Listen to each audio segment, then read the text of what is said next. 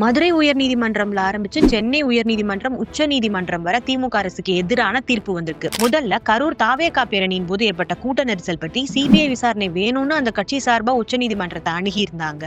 தாவேகா தரப்புல அவங்களும் CBI enquiry தான் கேட்டாங்க. அந்த வழக்கை விசாரிச்ச உச்ச நீதிமன்றம் திமுக அரசாங்கத்தை கடுமையா கண்டிச்சிருக்காங்க. இது சம்பந்தமா மதுரை பெஞ்சில விசாரணை தொடங்கினப்போ எப்படி சென்னை பெஞ்சுக்கு மாற்றப்பட்டுச்சுன்னு பல கேள்விகளை கேட்டிருக்காங்க.